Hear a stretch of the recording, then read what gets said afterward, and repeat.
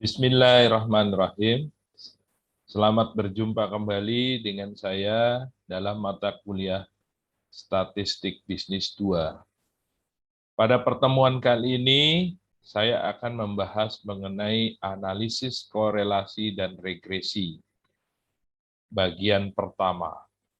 Silakan diikuti dengan baik.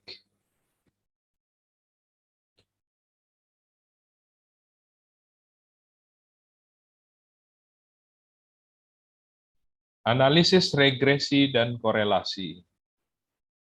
Analisis regresi digunakan untuk mempelajari dan mengukur hubungan statistik yang terjadi antara dua variabel atau lebih. Variabel tersebut adalah variabel X, variabel independen atau variabel yang mempengaruhi atau variabel yang diketahui, dan variabel Y yaitu variabel dependen atau variabel yang dipengaruhi atau variabel yang tidak diketahui. Pada dasarnya, hubungan antara dua variabel dapat dibedakan atas satu, hubungan searah atau positif, yang kedua, hubungan tidak searah atau negatif, dan ketiga, tidak ada hubungan. Hubungan searah atau positif. Hubungan yang searah diartikan apabila perubahan variabel X atau independen akan mempengaruhi variabel Y atau dependen yang searah. Contoh, hubungan antara pengeluaran iklan atau X dan jumlah penjualan atau Y. Atau juga hubungan antara penghasilan X dan pengeluaran konsumsi Y. Hubungan tidak searah atau negatif. Dua variabel dikatakan mempunyai hubungan yang bersifat kebalikan atau negatif apabila perubahan variabel independen atau X akan mempengaruhi variabel independen atau Y pada arah yang berlawanan. Artinya, apabila variabel X bertambah, maka variabel Y berkurang. Atau sebaliknya, jika variabel X berkurang, maka variabel Y bertambah. Contoh, hubungan antara usia kendaraan X dengan tingkat harga Y. Atau hubungan antara harga barang X dengan jumlah yang diminta Y. Tidak ada hubungan. Dua variabel dikatakan tidak punya hubungan apabila perubahan pada variabel independen atau X tidak mempengaruhi perubahan pada variabel dependen atau Y. Contoh, hubungan antara konsumsi pangan X dengan tingginya gedung atau Y. Penggambaran garis regresi. Ada dua cara penggambaran garis regresi. Yang pertama yaitu dengan metode diagram berserak atau the scatter diagram. Yang kedua ada metode jumlah kuadrat terkecil atau least squares method. Dengan menggunakan diagram pencar, setelah ditetapkan bahwa terdapat hubungan logis di antara variabel, maka untuk mendukung analisis lebih jauh, barangkali tahap selanjutnya adalah menggunakan grafik. Grafik ini disebut diagram pencar yang menunjukkan titik-titik tertentu. Setiap titik memperlihatkan suatu hasil yang kita nilai sebagai variabel tak bebas maupun bebas. Diagram pencar ini memiliki dua manfaat, yaitu membantu menunjukkan apakah terdapat hubungan yang bermanfaat antara dua variabel, dan membantu menetapkan tipe persamaan yang menunjukkan hubungan antara kedua variabel tersebut. Nah, di dalam gambar ini kita bisa lihat berbagai bentuk diagram pencar. Ya. Nah, kalau kita lihat yang pertama ini adalah hubungan garis yang positif. Ya. Dia mendekati, semua titik-titiknya mendekati garis. Kemudian di diagram kedua hubungan garis positif tapi lebih tersebar ya. Sekarang kita lihat dia sudah mulai menyebar, tidak mendekati garis ya. Kemudian yang ketiga hubungan garis negatif ya. Nah, ini. Kemudian yang keempat hubungan garis lengkung negatif seperti ini. Yang kelima hubungan garis lengkung negatif seperti ini juga bisa, atau yang ke 6 hubungan garis lengkung positif seperti ini ya. Dan juga bagaimana yang bila tidak ada hubungannya. Nah, seperti itu. Kalau kita lihat dalam sebuah tabel, misalnya seperti tabel di bawah ini, ada karyawan, ada hasil produksi dalam lusin, dan ada skor tes kecerdasan. Nah, sekarang kita lihat, kita akan ingin mengetahui apakah ada hubungan antara hasil produksi dengan skor tes kecerdasan. Nah, jadi hasil produksi dalam lusin ini kita anggap sebagai variabel Y-nya, ya, yaitu variabel yang terikat, ya. Sedangkan skor tes kecerdasan kita anggap sebagai variabel X atau variabel bebas. Nah, di sini ada 1, 2, 3, 4, 5, 6, 7, 8 karyawan. Ya, mulai dari karyawan A sampai dengan karyawan H. Hasil produksi di sini disebutkan 30, 49, 18, 42, 39, 25, 41, dan 52. Sedangkan skor tes kecerdasan ada 6, 9, 3, 8, 7, 5, 8, 10. Nah, kalau kita lihat diagram pencarnya seperti ini ya. Jadi kalau kita lihat diagram pencarnya sesuai dengan tabel tadi di atas, bisa kita lihat seperti ini. Ya.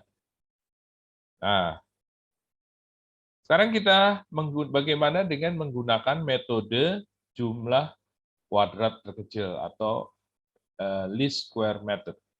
Regresi merupakan suatu alat ukur yang juga digunakan untuk mengukur ada atau tidaknya korelasi antar variabelnya. Istilah regresi itu sendiri berarti ramalan atau taksiran. Persamaan yang digunakan untuk mendapatkan garis regresi pada data diagram pencar disebut persamaan regresi. Untuk menempatkan garis regresi pada data yang diperoleh, maka digunakan metode kuadrat terkecil. Sehingga bentuk persamaan regresinya adalah sebagai berikut. Y aksen sama dengan A plus BX, di mana Y aksen adalah nilai estimasi variabel terikat. A di sini adalah titik potong garis regresi pada sumbu Y, atau nilai estimasi Y aksen bila X sama dengan 0.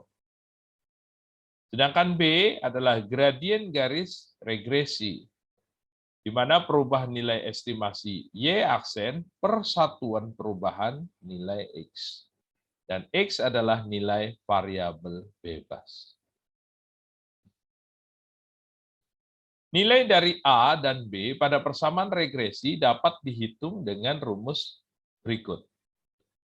B sama dengan sigma XI dikali YI dibagi sigma XI kuadrat. Sigma ini adalah jumlah ya. Atau bisa pula dengan menggunakan, kita cari B-nya dengan menggunakan rumus B sama dengan N dikali sigma XI YI dikurang sigma XI dikali sigma YI dibagi dengan N dibagi sigma XI kuadrat dikurang sigma XI dikuadratkan. Ya. Nah, untuk mencari A sama dengan Y bar dikurang B X bar. Ya. Nah, seperti itu. Sekarang kita lihat coba ya, tabel perhitungan seperti di bawah ini. Nah, tabel perhitungan yang tadi, yang kita ingin mengetahui adalah hasil produksi dengan skor tes, ya. Sekarang kita lihat di sini. Untuk karyawan A, hasil produksinya tadi kan 30, ya, 30 lusin. Skor tes kecerdasannya adalah 6, ya. Nah, kemudian kita mencari Y kecil di sini. Y-nya itu didapat dari Y dikurang Y bar, ya. Nah, Y itu kan dapatnya dari sini, dari 30 ini ya. Nah, bagaimana mencari Y barnya? Nah, untuk mencari Y barnya kita lihat di sini ada nih perhitungan di bawahnya.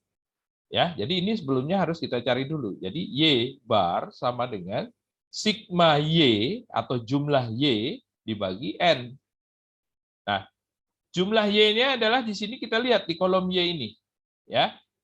Berarti dapat 296. Nah, 296 dibagi jumlah karyawannya berapa? Respondennya di sini N-nya adalah jumlah karyawannya ada 8. Berarti 296 dibagi 8. Hasilnya adalah 37. Berarti Y barnya adalah 37. Nah, Y-nya adalah 30. Berarti 30 dikurang 37. Dapatlah minus 7. Ya, seperti itu. Kemudian X-nya juga kita sama cari X dikurang X bar. Nah, untuk X-nya, kita bisa lihat di sini kan X-nya sudah ada, ya, yaitu di skor tes. Nah, bagaimana mencari X bar-nya? Nah, di sini kita cari X bar-nya, yaitu didapat dari sigma X dibagi N, ya. Nah, sigma X-nya berapa tadi di sini? Sigma X-nya adalah 56, ya. Dibagi jumlah karyawannya ada berapa tadi N-nya? Respondennya ada 8, ya. Jadi 56 dikurang 8. 56 dibagi 8, sorry. 56 dibagi 8. Dapatlah nilainya 7. Ya. Berarti X bar-nya adalah nilainya 7. Nah, X-nya 6, berarti 6 dikurang 7 gitu ya. Dapatlah min 1. Nah, kemudian ada kolom berikutnya yaitu kolom XY. X dikali Y. Berarti min 7 dikali min 1. Dapatlah 7 ya. Min dikali min berarti menjadi positif ya. Plus ya, berarti gitu ya. Nah, berarti nilainya 7. Kemudian ada di sebelah kanannya ada kolom X kuadrat. Berarti X kuadrat ini min 1 kuadrat didapat 1. Ya, kemudian sebelah kanannya lagi ada kolom Y kuadrat. Y kuadrat berarti di sini min 7 kuadrat, berarti didapat 49. Ya. Nah, semua kita laksanakan perhitungannya seperti itu. Ya. Di B juga begitu, berarti Y-nya untuk mencari Y di sini 49 dikurang Y aksennya berapa? Y barnya berapa? 37, dapat 12 gitu ya. Nah, ini juga begitu. X-nya juga ya. X dikurang X barnya berapa? 9 dikurang berapa tadi di sini X barnya 7. Berarti dapat 2 gitu ya. Dapat X dikali Y-nya berarti 12 kali 2, 24. X kuadratnya berarti 4, Y kuadratnya berarti 144. Dan seterusnya sampai orang ke H ya, orang ke-8 ya. Nah, kemudian ini kita jumlahkan ya. Ini kita jumlahkan. Ini didapat 0. Ini dikit X-nya juga kita jumlahkan. Jadi sigma Y ini didapat 0 tadi ya. Sigma X-nya juga didapat 0. XY-nya, sigma XY-nya dapat 185. Sigma X kuadratnya dapat 36. Dan sigma Y kuadratnya didapat 968. Itu ya. Oke. Itu penyelesaian tabel perhitungannya. Nah, kemudian kita cari bagaimana berapa nilai A dan B-nya untuk mengetahui persamaan regresi liniernya, ya, linier sederhananya. Berarti B-nya sama dengan, ya, kita lihat di sini B sama dengan sigma XY dibagi sigma X kuadrat. Sigma XY berapa tadi? Sigma XY adalah 185 ini ya. Nah, kemudian sigma X kuadratnya berapa? Sigma X kuadratnya di sini 36 ya. Sigma X kuadratnya 36.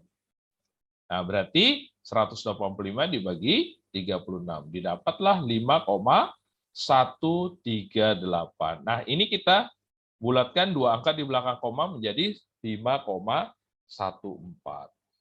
Ya. Nah, B-nya sudah dapat. Sekarang kita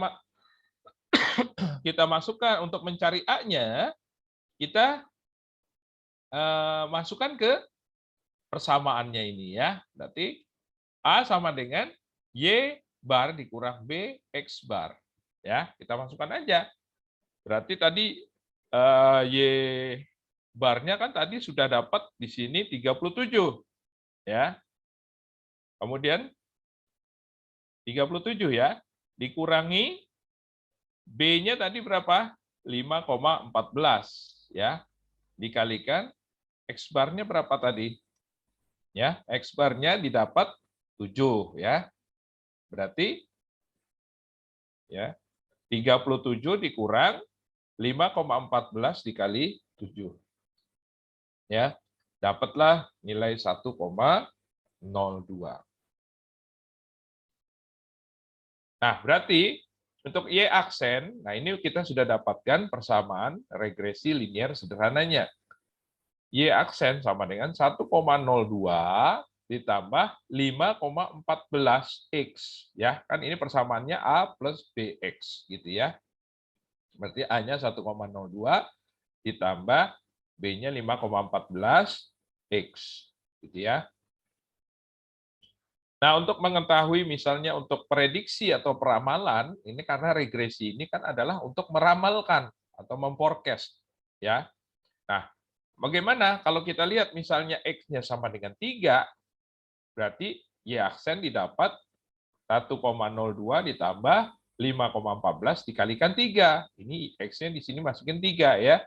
Dapatlah 16,44. Untuk X sama dengan 5, ya, kalau kita lihat di dalam masukkan ke dalam persamaan Y aksen sama dengan 1,02 ditambah 5,14 dikalikan, nah, X-nya masuk sini 5, ya.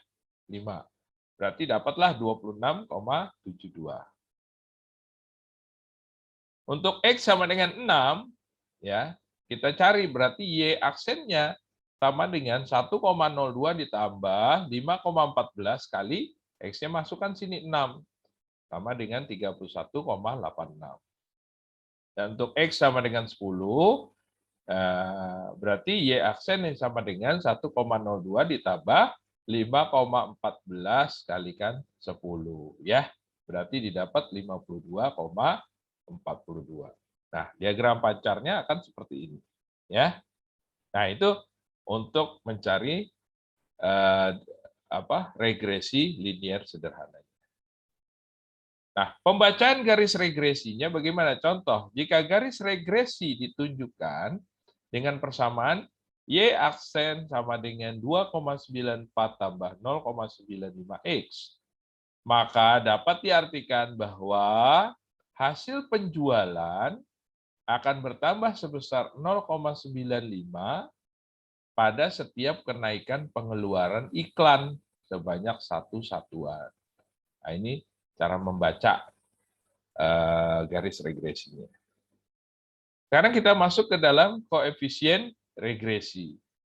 Apa itu koefisien regresi? Adalah gradien garis regresi atau nilai B-nya. Nilai B positif menunjukkan hubungan antara variabel X dan Y searah atau hubungannya positif. Nilai B negatif menunjukkan hubungan antara variabel X dan Y berlawanan arah atau hubungannya negatif. Besar kecilnya perubahan variabel X terhadap variabel Y ditentukan besar kecilnya koefisien regresi.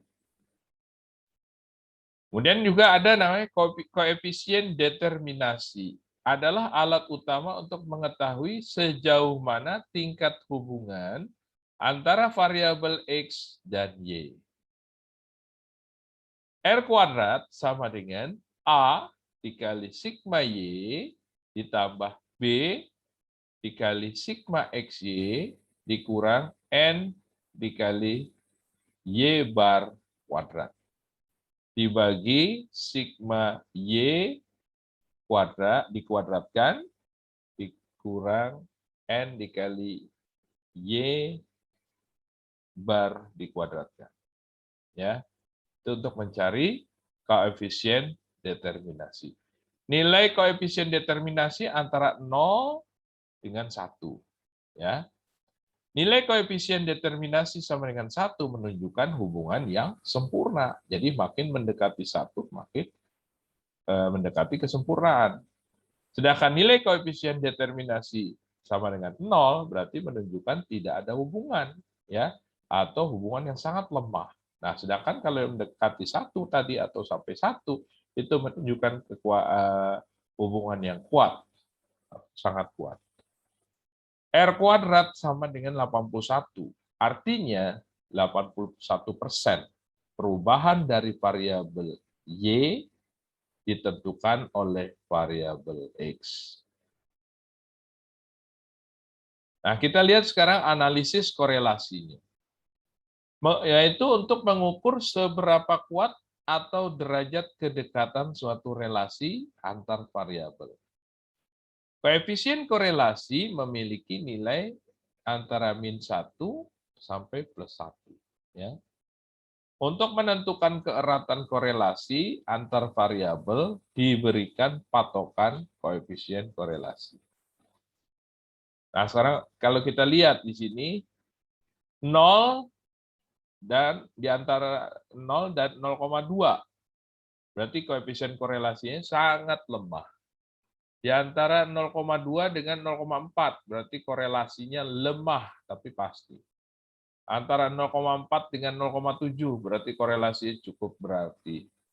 Antara 0,7 dengan 0,9 berarti korelasinya sangat kuat. Antara 0,9 dengan 1 korelasi kuat sekali.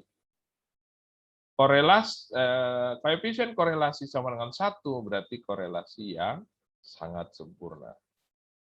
Koefisien determinasi ini tadi yang sudah, ini rumusnya ya, kalau kita lihat tadi, sudah tadi disampaikan, R kuadratnya ya sama dengan A dikali sigma Y ditambah B kali sigma XY dikurang N dikali Y bar dikuadratkan, dibagi sigma Y kuadrat dikuadratkan, ya dikurang N dikali Y bar dikuadratkan. Sedangkan untuk koefisien korelasi, rumusnya adalah R sama dengan plus minus atau kurang lebih akar dari R kuadrat. Jenis-jenis koefisien korelasi. Yang pertama, koefisien korelasi Pearson. Yang kedua, koefisien korelasi Range-Spearman. Yang ketiga, koefisien korelasi kontingensi. Dan keempat, koefisien korelasi atau penentu. Ya. Nah, koefisien korelasi X dan Y mempunyai hubungan positif. Jadi kalau kita lihat gambarnya seperti di tabel berikut ini. Ya. Koefisien korelasi X dan Y mempunyai hubungan negatif. Ini bisa kita lihat seperti ini di tabel ini. Koefisien korelasi X dan Y tidak mempunyai hubungan atau hubungannya lemah sekali. Jadi kalau kita lihat seperti berikut ya, atau seperti berikut. Kuat dan tidaknya hubungan antara X dan Y apabila dapat dinyatakan dengan fungsi linier atau paling tidak mendekati. Diukur dengan suatu nilai yang disebut koefisien korelasi. Nilai koefisien korelasi ini paling sedikit min 1 dan paling besar plus 1. Jadi jika R sama dengan koefisien korelasi, maka R dapat dinyatakan sebagai berikut. Min 1 di antara lebih kecil atau sama dengan R, dan R lebih kecil atau sama dengan plus 1. Nah, kalau kita lihat di sini tingkat kekuatannya berarti untuk negatif itu adalah ini kuatnya negatif, di sini kuat yang positif, di sini lemahnya negatif, lemah positif ya. Jadi ini kalau kita lihat seperti itu antara hubungan antara variabel X dan variabel Y. Nah, sekarang kita lihat, jika R sama dengan plus 1, berarti hubungan X dan Y sempurna dan positif. Apabila R sama dengan min 1, berarti hubungan X dan Y sempurna dan negatif. R mendekati plus 1, hubungan sangat kuat dan positif. R mendekati min 1, hubungan sangat lemah dan negatif. Nah, sekarang kita lihat apa itu perbedaan regresi dan korelasi. Regresi menunjukkan hubungan antara variabel satu dengan variabel lainnya. Sifat hubungan dapat dijelaskan. Ya. Variabel yang satu sebagai penyebab, sedangkan variabel yang lain disebut sebagai akibat. Korelasi tidak menunjukkan hubungan sebab akibat, akan tetapi menunjukkan hubungan antara variabel satu dengan yang lain. Nah, sekarang kita lihat dulu contoh soalnya ya. Berikut ini data mengenai pengalaman kerja dan penjualan. Di mana X ini kita anggap sebagai pengalaman kerja dalam tahun, dan Y-nya adalah omset penjualan dalam ribuan rupiah ya. Nah, kalau kita lihat di sini X-nya ada 2, 3, 2, 5, 6, 1, 4, 1. Sedangkan Y-nya ada 5, 8, 8, 7, 11, 3, 10, dan 4. Nah, pertanyaannya adalah tentukan nilai A dan B-nya. Kemudian pertanyaan keduanya, buatkan persamaan regresinya. Dan pertanyaan ketiga, berapa omset penjualan dari seorang karyawan yang pengalaman kerjanya 3,5 tahun. Oke ya. Sekarang kita lihat jawabannya. Kita buat tabel dulu ya. Jadi ini ada kolom tabel X, ini kolom Y ya. Ini kita jumlah ya, ini sigma X, ini sigma Y-nya. Nah, sekarang kita masukkan ini X kuadrat ya, bukan X2. Ini X kuadratnya berarti ini X dikuadratkan kan, 2 kuadrat berarti 4, 3 kuadrat berarti 9, 2 kuadrat berarti 4, 5 kuadrat berarti 25, dan seterusnya. Ya, ini kita jumlahkan. Jadi ini sigma X kuadrat. Kemudian kolom sebelah kanannya lagi ada Y kuadrat. Ini bukan Y2, ya Y kuadrat. Berarti ya kolom Y ini kita kuadratkan. 5 kuadrat 25, 8 kuadrat 64, 8 kuadrat 64, 7 kuadrat 49, dan seterusnya. Ya. Nah, ini pun kita jumlahkan di kolomnya. Jadi ini sigma Y kuadrat berarti nilainya 448. Kemudian kita buat satu kolom lagi sebelah kanannya, yaitu X dikali Y. Berarti X dikali Y, 2 kali 5 di sini 10. 3 kali 8, 24. 2 kali 8, 16, dan seterusnya. Nah, kolom ini pun kita buat sigmanya atau jumlah totalnya berarti dapat 198. Nah, apabila sudah melengkapi tabel, kemudian baru kita cari ya. Berarti X bar-nya dapat kita cari sama dengan ya, X bar-nya berarti 24 dibagi X rata-rata nih maksudnya ya. 24 dibagi 8, kan ada 8 nih respondennya ya. Berarti 24 dibagi 8 sama dengan 3 rata-ratanya. Untuk Y bar sama dengan rata-rata Y di sini ya, 56 jumlahnya dibagi 8, dapat nilai rata-rata 7. Kemudian kita cari nilai A-nya ya. Nah, sekarang kita masukkan nilai A-nya. Nah, masukkan rumus yang tadi sudah saya berikan di atas ya. Berarti 56 ini kan sigma Y, gitu kan, 56 dikali sigma X kuadrat, ya kan? Nah, begitu kan? Yang sudah saya sampaikan tadi rumusnya di atas.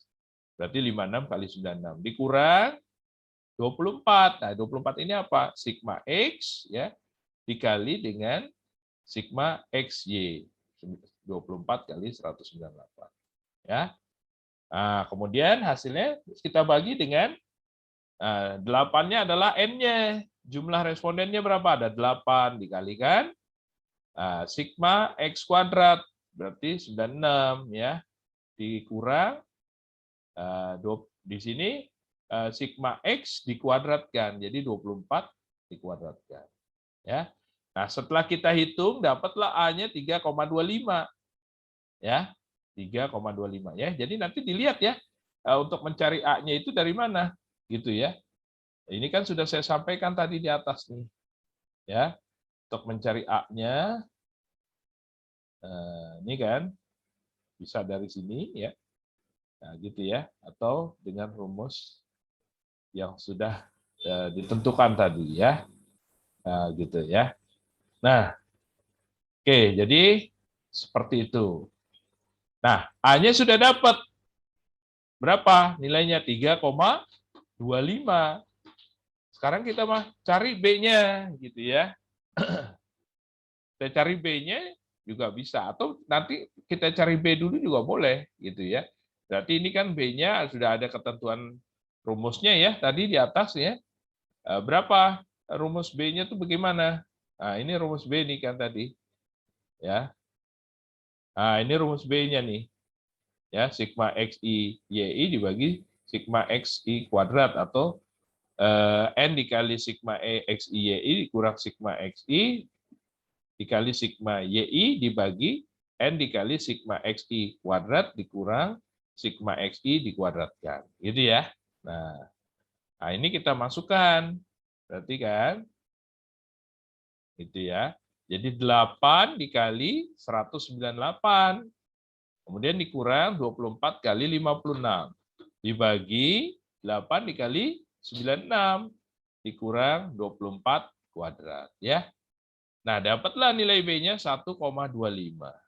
Ya. Nah, bisa kita cari dari B dulu. Kalau sudah dapat 1,25, baru kita cari nilai A-nya. Gitu ya. Nilai A-nya kan juga bisa didapat dari seperti ini rumusnya tadi. Ya. Nah, ini untuk dari nilai A-nya jadi Y bar atau Y rata-rata dikurang B kali X bar atau X rata-rata. Begitu kan? Nah, jadi seperti itu bisa dibolak-balik ya. Jadi berarti sudah dapat A-nya 3,25, B-nya 1,25. Ya. Berarti diperolehlah nilai A-nya 3,25 dan nilai B-nya 1,25. Berarti persamaan regresi linearnya adalah Y sama dengan 3,25, ini A-nya ya, ditambah 1,25X. Nah, sekarang untuk menjawab pertanyaan ketiga, jika nilai duga Y, jika X-nya 3,5 adalah, nah kita masukkan ke dalam rumus persamaan regresi linear ini. Ya, berarti Y sama dengan 3,25 tambah 1,25X. Nah, X-nya kita masukkan 3,5-nya. Ya, berarti didapatlah Y sama dengan nilainya 7,625. Gitu ya. Nah, untuk mencari koefisien determinasi atau R kuadrat, nah ini bisa kita menggunakan rumus yang tadi sudah saya sampaikan. Jadi R kuadrat sama dengan N dikali sigma XY dikurang sigma X dikali sigma Y dikuadratkan. Dibagi dengan N dikali sigma X kuadrat dikurang sigma X dikuadratkan dikali N dikali sigma Y kuadrat dikurang sigma Y dikuadratkan. Nah, ini kita masukkan semua. Angka-angka ini dari mana? Dari tabel yang ini tadi yang sudah kita kerjakan ya. Oke. Nah, berarti didapatlah R kuadratnya adalah sebesar 0,6696. Ya. Nilai determinasi R kuadrat sebesar 0,6696 artinya sumbangan atau pengaruh pengalaman kerja terhadap naik turunnya omset penjualan adalah sebesar, ini kita kalikan 100% kalau untuk mengetahui persentasenya, sebesar 66,96%. Berarti sisanya 33,04% disebabkan oleh faktor lain yang tidak dimasukkan dalam model. Nah, nilai koefisien korelasi 0,818 artinya ada hubungan yang kuat ya dan positif antara pengalaman kerja dan naik turunnya penjualan gitu ya. Nah, dari mana 0,818 itu ya? Nah, dari mana itu nilai itunya 0,818-nya? Ya. Nah, kan R kuadratnya tadi kan di sini 0,6696 ya. Berarti kalau ya akar dari 0,6696. Nah, kalau nilainya R kuadratnya adalah 0,6696, berarti kalau kita akarkan, berarti akar dari 0,6696-nya didapat nilai R-nya adalah 0,818. Nah, 0,818 ini yang disebut koefisien korelasi. Artinya ada hubungan yang kuat dan positif tadi ya antara pengalaman kerja dan naik turunnya penjualan. Kenapa? Karena dia sudah mendekati nilai 1. Ya, seperti itulah yang bisa saya sampaikan untuk materi analisis regresi dan korelasi kali ini. Lebih kurangnya saya mohon maaf, nanti akan kita sambung pada pertemuan selanjutnya dengan contoh-contoh soal yang lebih banyak. Ya, lebih kurangnya saya mohon maaf. Assalamualaikum warahmatullahi wabarakatuh.